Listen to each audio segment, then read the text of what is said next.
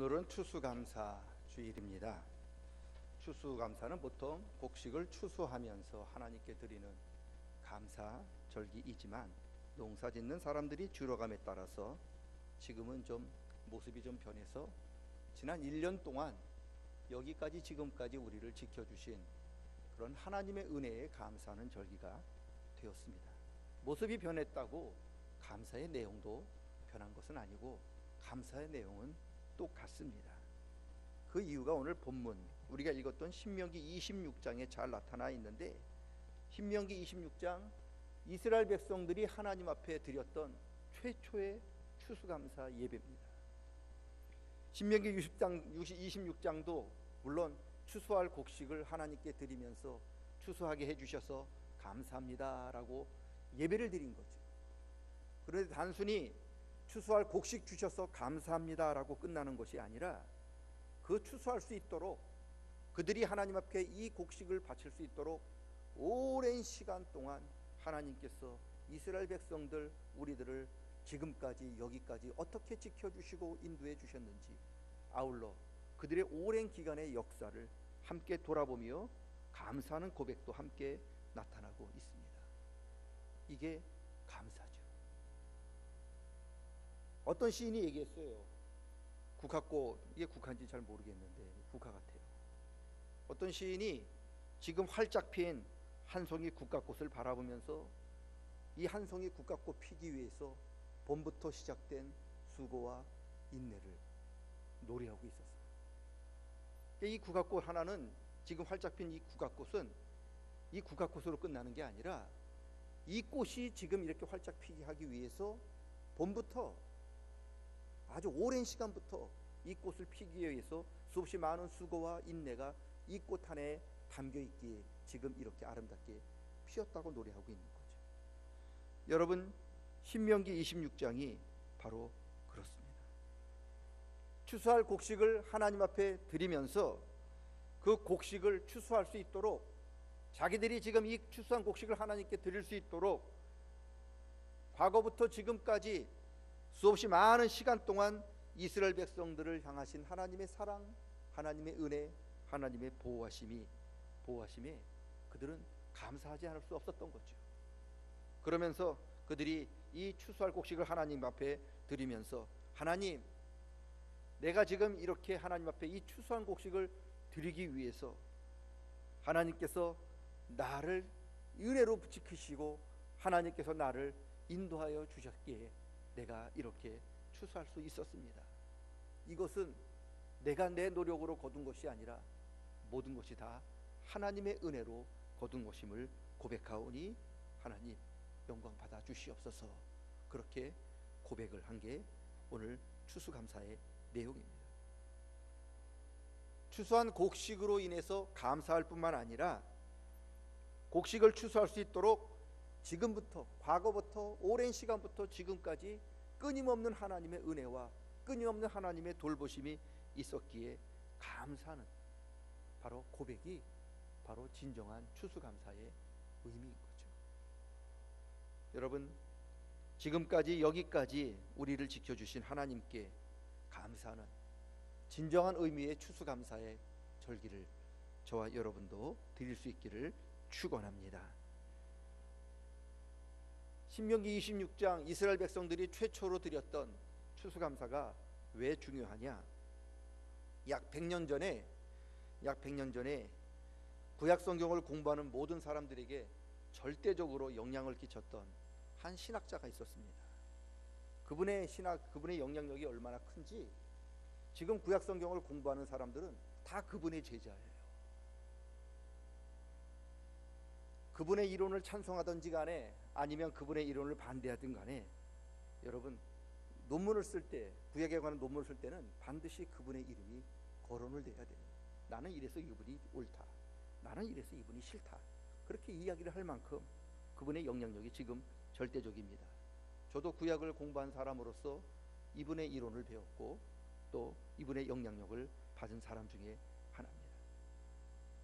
그 신학자가 이야기하기를 구약 성경에 있어서 구약 66권 1189장에 이르는 이 막대한 구약 성경의 핵심, 이 막대한 구약 성경의 가장 중심이 바로 뭐냐? 신명기 26장, 오늘 저와 여러분이 읽었던 이스라엘 백성들이 최초로 드렸던 추수감사 예배라는 거. 예를 들자면, 여러분 옛날에 눈이 많이 오면 눈을 뭉쳐가지고 눈사람을 이렇게 만들었는데, 그리고 그렇게 놀았는데, 눈을 뭉칠 때, 처음에 굴릴 때 눈이 잘 안 묻잖아요. 그러면 육지에서는 여기서도 마찬가지겠습니다만, 다 쓴 연탄재를 거기다 놓고 또 눈을 붙인 다음에 굴리면 눈이 잘 묻어요. 그리고 굴리면 큰 눈이 됩니다. 큰 눈덩이가 되는데, 여러분 그 눈덩이의 중심에는 뭐가 있느냐? 연탄재가 있죠. 그 연탄재가 그 큰 눈덩이의 중심이요, 핵심인 거죠. 신명기 26장 최초의 추수감사의 고백이 바로 연탄재 같다는 거예요. 이스라엘 백성들이 최초로 드렸던 이 추수감사의 이 감사의 고백이 중심이 되어서, 여러분 이게 점점 다른 찬양, 다른 고백, 다른 감사가 거기 점점 붙어서 결국 구약 66권 1189장이 되었다는 거죠. 여러분 구약 성경 66권 1189장의 핵심이 바로 하나님 앞에 추수할 것을 주셔서 감사하다고 하는 이 감사의 고백이 바로 모든 성경 구약의 핵심이고, 그리고 이 구약 성경의 중심이라고 하는 것이 그분의 이름입니다. 감사가 성경의 핵심이라는 거예요. 감사가 신앙의 핵심이고, 감사가 신앙 믿음의 핵심이다. 이분은 그렇게 고백을 하고 있습니다. 여러분 그 이론에 찬성하는 사람도 있고 물론 반대하는 사람도 있습니다만, 어쨌든 신명기 26장에 보면은 추수한 것에 대한 감사만 나타나는 게 아니에요. 하나님 추수한 곡식 주셔서 감사합니다라고 고백하면서, 하나님 우리 조상은 방랑하는 아람 사람으로서 소수였다가 애굽에 내려가서 크고 강한 민족이 되었는데, 애굽 사람이 박해해서 우리가 고난 당했을 때 하나님께서 그 민족을 구원해 주시고 바로 이 땅 젖과 꿀이 흐르는 가나안 땅을 주셨기에 바로 이곳에서 하나님께 추수할 곡식을 드릴 수 있었습니다 라고 고백합니다. 곡식 하나 드리면서, 추수한 곡식 드리면서 이 추수한 것에 대한 감사뿐만 아니라 그 추수할 수 있도록 아브라함을 택하시고 모세를 택해서 이스라엘 백성들 출애굽해 주시고 여호수아를 통해서 이 젖과 꿀이 흐르는 가나안 땅을 주셨다고 하는 지나간 500년의 역사를 돌아오면서, 이 추수는 그냥 추수로 끝나는 게 아니라 지난 500년 동안 하나님이 우리 민족을 그렇게 붙들어 주시고 보호하여 주시고 인도하여 주셨던 결과물입니다. 그렇게 감사합니다 라고 고백했다는 거예요. 그래서 이스라엘 백성들에게 추수할 곡식을 얻게 된 것은 우연이 아니라는 거예요. 자신들이 노력해서 얻은 것이 아니라는 겁니다.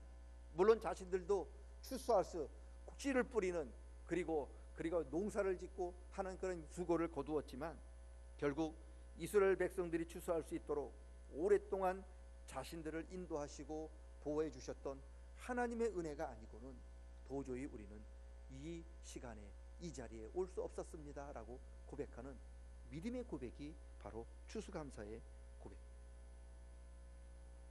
하나님께 드려진 이 나달 하나는 그냥 나달 하나로 끝나는 게 아니라, 이 나달 하나 속에 담겨 있기에 이 속에는 바로 오랜 세월 동안 이 나달을 피우게 하기 위해서 봄부터 수고했던 모든 은혜가 이 속에 담겨 있기에 지금 이 나달이 여기 있게 된 것을 고백하고 있는 거예요.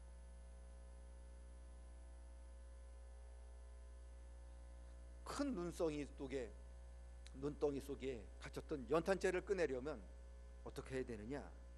눈덩이 겉에 붙었던 그런 눈을 하나씩 제거를 하고 깊이 파고 들어가야 그 큰 눈덩이 속에, 그 속에 갇혔던 담겨있는 연탄재에 이르게 되는 것처럼, 추수감사, 진정한 추수감사가 모든 성경의 모든 감사의 중심이라고 했잖아요. 진정한 추수감사의 의미를 도달하려면 겉에서부터 지금까지 하나하나 우리에게 베풀어 주셨던 그 은혜를 하나하나 파헤치면서 우리가 하나님께 감사하는 자리까지 들어가게 된다는 겁니다. 쉬운 말로 지금 우리 11월이잖아요. 그래서 우리가 하나님 앞에 이렇게 추수하는 이 제물을 하나님 앞에 감사의 예물을 이렇게 드렸는데, 여러분 하나님께 추수감사를 드리려면 이렇게 추수할 수 있도록 지난 1월부터 매달 매순간 하나님께서 우리에게 이렇게 추수할 수 있도록, 곡식을 거둘 수 있도록 지켜주신 하나님의 그 은혜에 감사하게 될 때 진정한 추수감사의 의미가 된다는 거예요. 여러분, 이 곡식을 얻게 하기 어려고 그냥 11월 되니까 이 귤이 갑자기 확 생기던가요? 아니잖아요.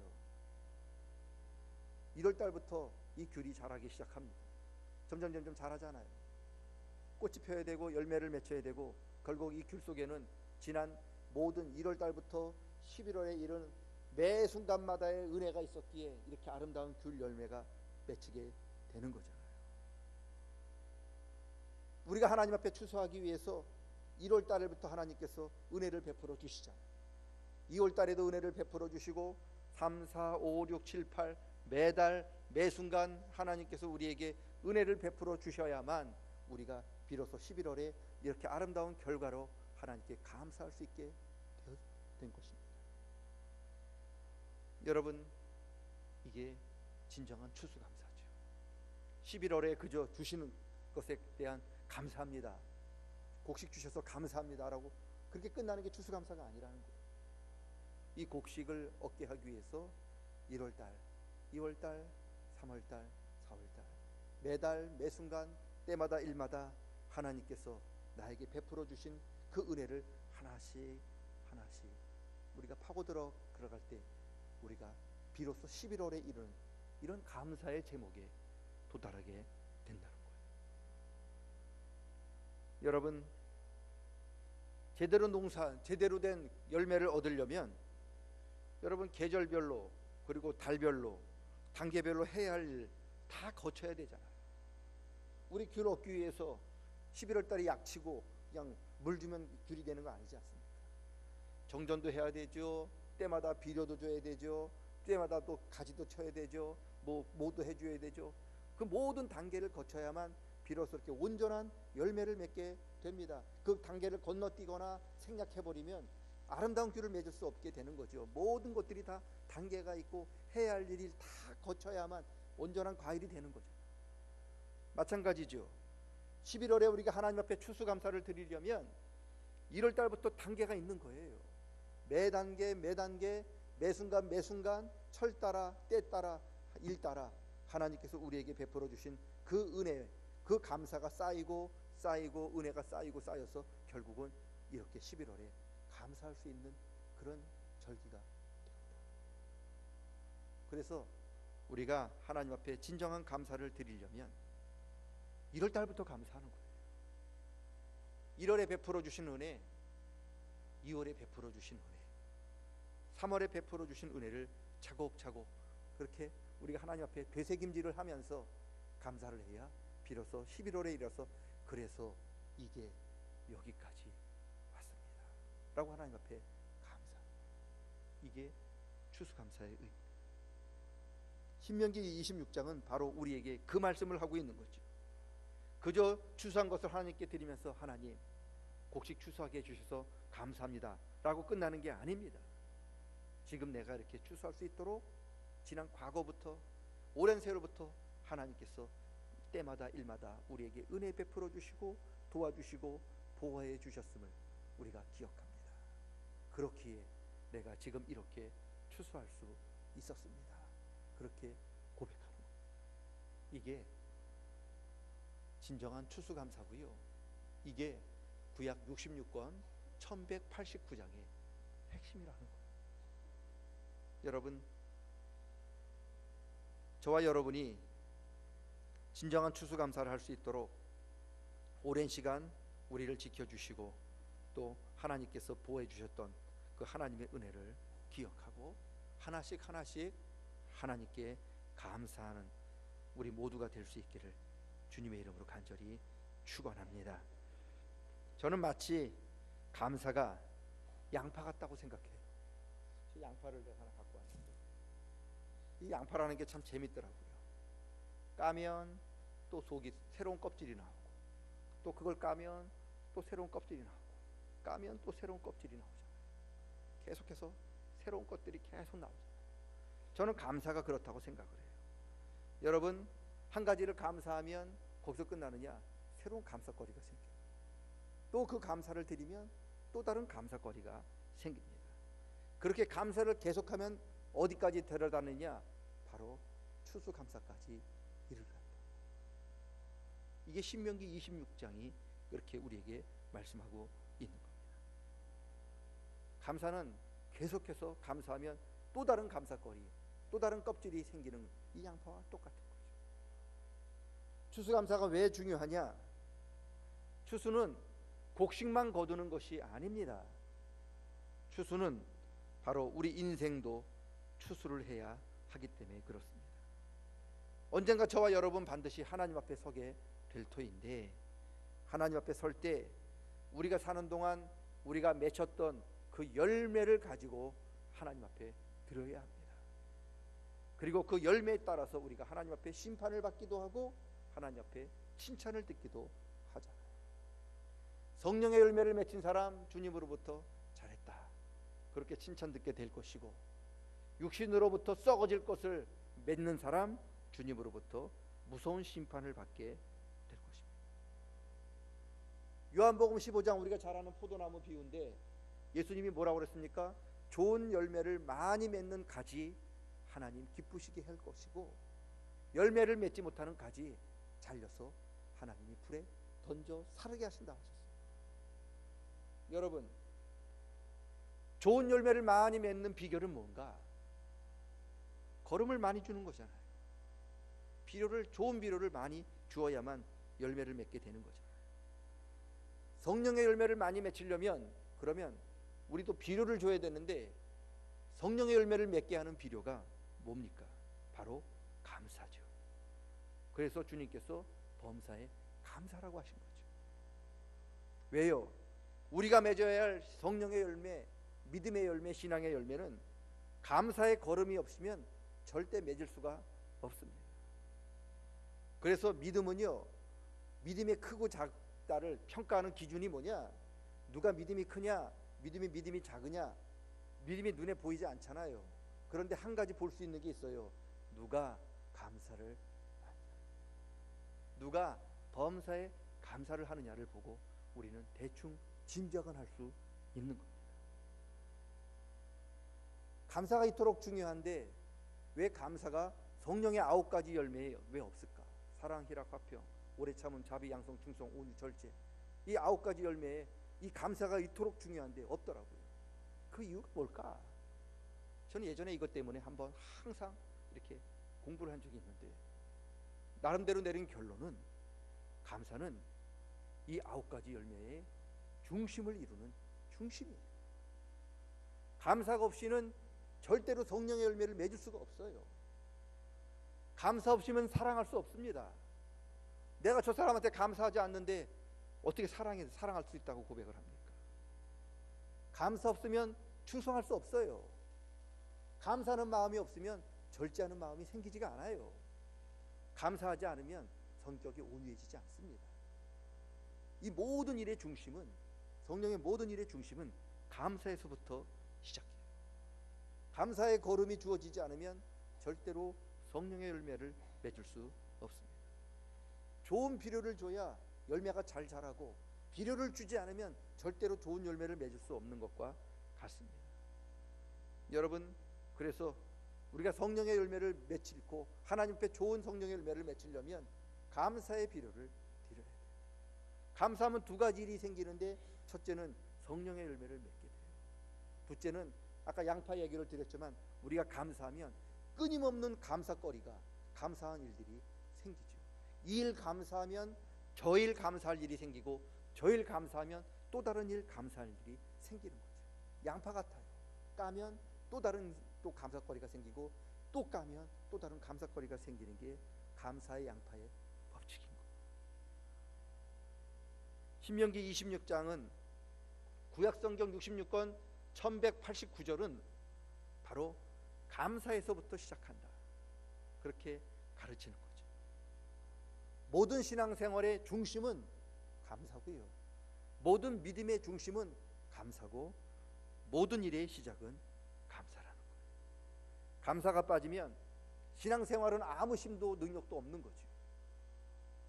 감사할 때 그 우리의 믿음이 힘이 되고 감사할 때 저와 여러분의 바로 신앙생활에 능력이 생기게 되는 겁니다. 그게 오늘 신명기 26장의 말씀입니다. 감사할 수 있는 저와 여러분 될 수 있기를 축원합니다. 제가 여러 번 말씀을 드렸습니다.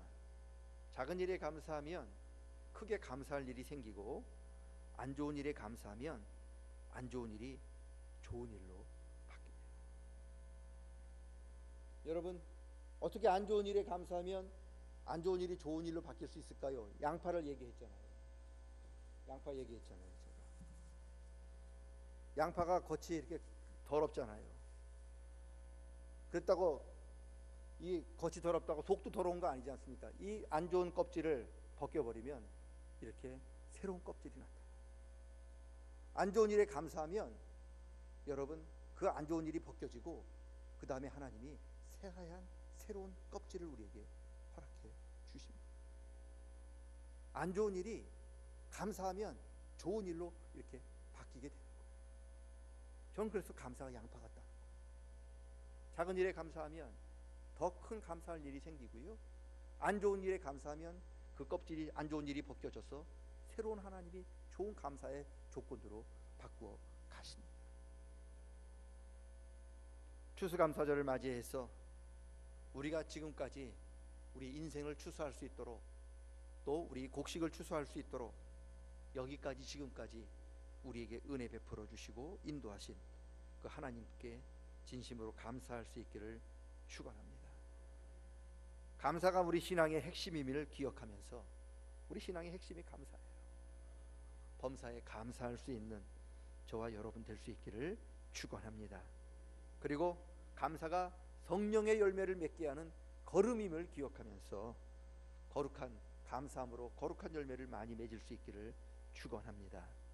그리고 작은 일에 감사하면 크게 감사할 일이 찾아오고 안 좋은 일에 감사하면 그 안 좋은 일들을 하나님이 다 선한 일로 바꾸어 주심을 기억하시면서 하나님 앞에 감사할 수 있기를 축원합니다.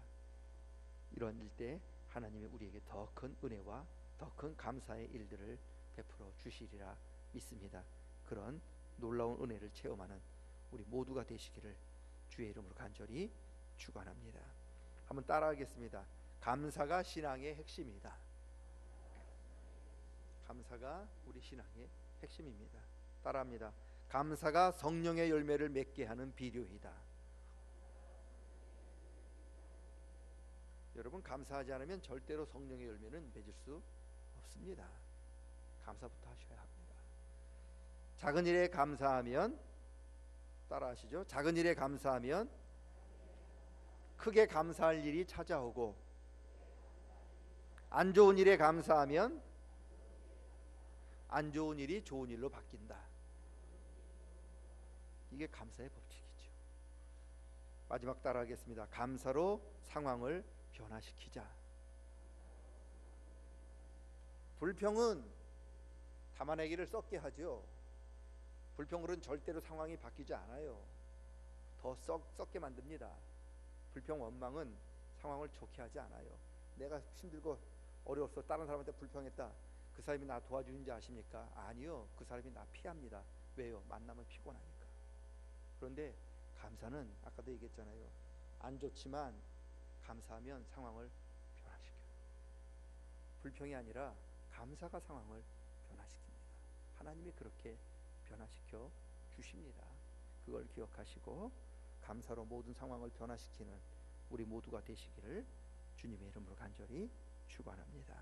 하나님 아버지, 우리가 주님 앞에 추수한 곡식을 드리면서 추수할 것을 주셔서 감사할 뿐만 아니라 지금까지 여기까지 우리를 지켜주셔서 우리가 이렇게 추수할 수 있었습니다라고 지나간 세월 시간 때마다 일마다 우리를 지키시고 은혜 베풀어 주신 그 하나님의 은혜에 감사하는 저희들 되게 도와 주시옵소서. 감사가 신앙의 핵심이요 성경의 핵심이며 성령의 열매를 맺게 하는 비결임을 깨닫고 늘 감사할 수 있는, 범사에 감사할 수 있는 우리 모두가 되게 도와 주시옵소서. 감사하는 저희들 되기를 원하오며 예수님의 이름으로 기도드리옵나이다. 아멘. 다 같이 일어서셔서